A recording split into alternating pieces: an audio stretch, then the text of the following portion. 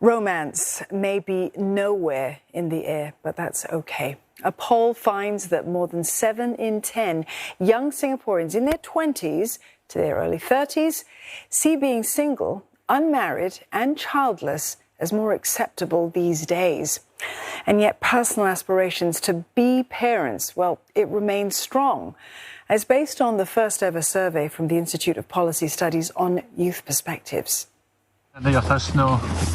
Zina Tan is a 27-year-old management associate. She's single, she loves to travel, and she's in no hurry to get married.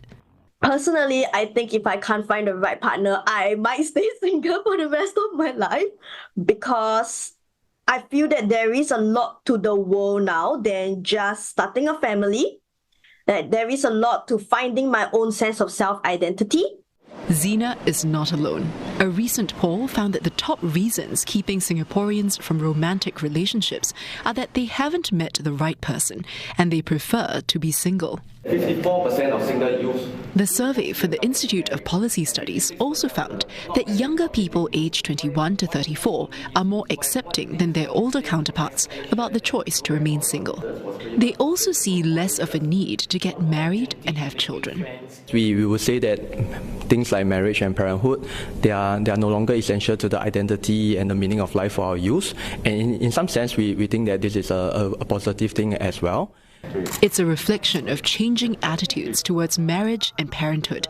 But that's not to say marriage and kids are completely out of the question. Nearly 7 out of 10 young respondents see themselves getting married and having children. Just not right now. When we ask youths who do not have children, they usually also will say a few preconditions before they will consider having children. So these include things like having your own home, employment benefits pertaining to the fulfillment of parenting obligations, and financial stability. The survey polled more than 2,300 people over 2 months to gauge how Singaporeans like Zina feel about issues like family, work and life. I understand that for women, having children after a certain age is actually pretty dangerous. So that would be one of my constraints as well. And in terms of finances, that too, because firstly, I would have to get a house first. So that is one lump sum, a big purchase. Then I have to have the children, which is also going to be pretty expensive. IPS says its findings suggest a need for policymakers to address the concerns of young people like her to better equip them for their future. The poll from the Institute of Policy Studies also sought young Singaporeans' opinions about mental health in Singapore. It also weighed their attitudes towards work and civic engagement. It found that youths today are more likely to report higher levels of social isolation and loneliness. More than half admitted that they find it easier to talk to people online than offline. Now, they also have a more negative view of job prospects, but are more open to and prepared for the future of work, like the tech disruptions to come. They also continue to be active in civic engagement, like reading up and sharing content on social or political issues, or participating in environmental conservation efforts like recycling. Well, at a later dialogue, discussions around inclusivity and the role society plays in politics took centre stage. Another hot topic was mental health and whether enough is being done to regulate it. Senior Minister of State for Health, Janil Puthucheary, says that this is something that the government is studying closely.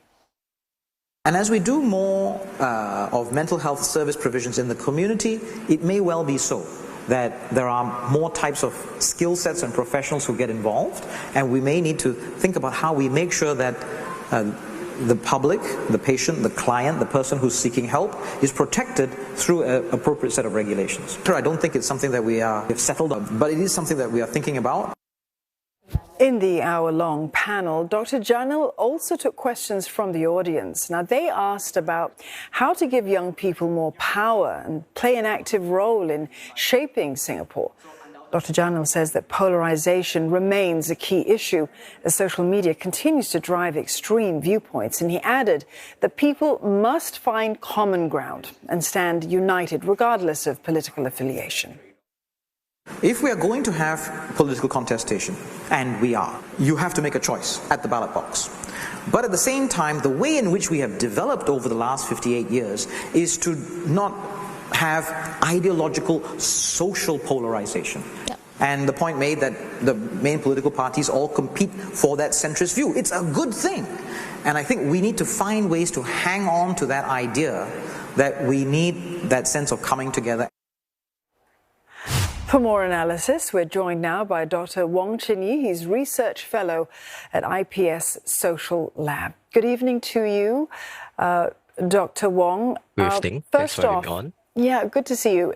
First off, what are some of the key factors that are accounting for these changing mindsets? It's very interesting to see what that young lady in the story spoke about in terms of her perspective. How does it stack up against other generations?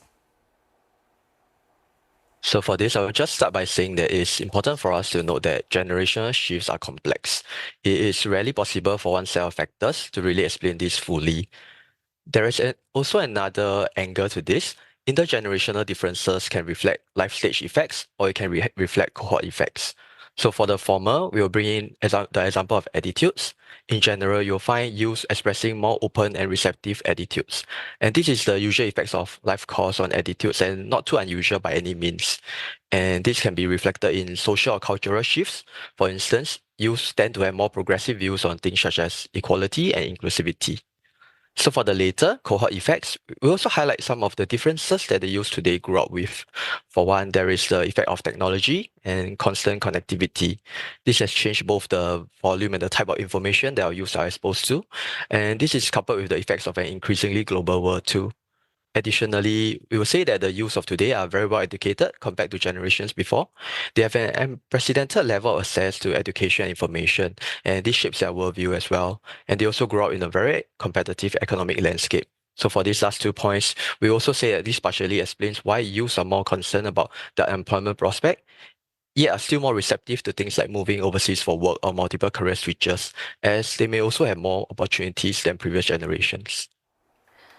Now, Dr. Wong, you've mentioned, education being one of those, factors that are influencing their decisions. But I just want to touch on an interesting finding, like young women, for instance, right? I mean, they're more inclined than men to say things like parenthood and marriage are not necessary, and they see themselves less likely to get married or have children. Any insights into this particular finding?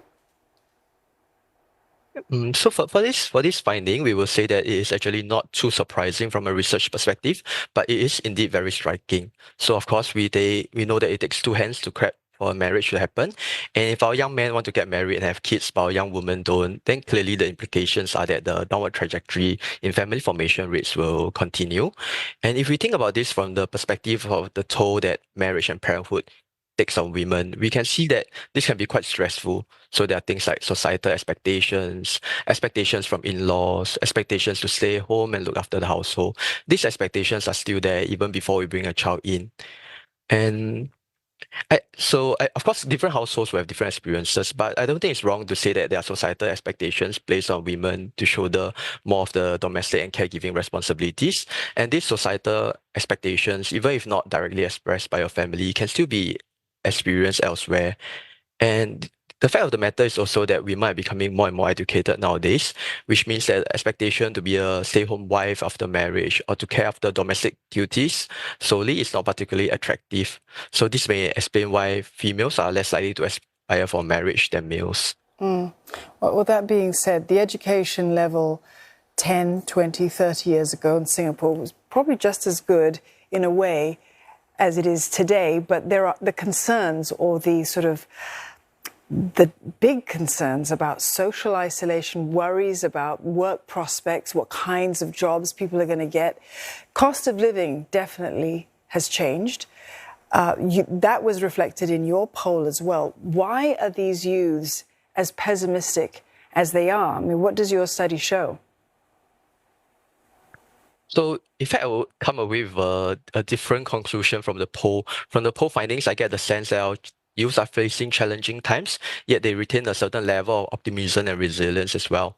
So let me explain where I'm coming from, and perhaps this will become a bit clearer. For instance, you mentioned the worries about prospects. We indeed find this to be the case, but this is actually not too surprising considering the early career stage that youth are currently in.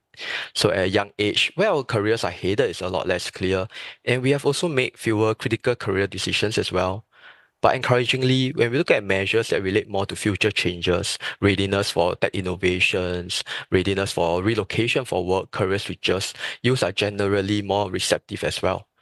And for another, despite the challenges that the youth are facing, there is actually still a majority of them that hold plans and aspirations for family formation. And that's something that we can harness as we move forward. And finally, I also like to point out there are polls suggest that youth are actually more civically engaged. Whether we are talking about online or offline civic activity, our youth are very actively engaged in the civic space. And this is particularly important to highlight because it may go against some public perceptions that youth advocacy generally manifests only online. But our poll suggests us that this is not true, and youth actually participate more in both online and online civic activities. Not only do they do so, they actually feel more empowered to address social issues as individuals, and they're actually more willing to give back to society than older generations. So within our poll, we also asked respondents about economic trade-offs that may result from addressing some of these social issues. More directly, we asked them whether they're willing to pay more taxes as an individual in supporting efforts in line with these issues. And for issues such as equality and sustainability that the youth care a lot about, they are in fact more likely to report a willingness to pay more taxes in support of these causes. So in other words, not only do they care about these issues on a broader level, they're willing to put their money where their mouths are in supporting these causes. And I think that these results are actually very notable and very promising. Yeah. They go against some perceptions that the youths are becoming more self-focused over time as well. Yeah, there are certainly going to be some trade-offs with the whole process of growing up and, sort of taking on new challenges. Dr. Wong, thank you very much. I want to thank you for your perspectives there and the analysis of the poll that you've done. Dr. Wong Chin-Yi, the Research Fellow at IPS Social Lab.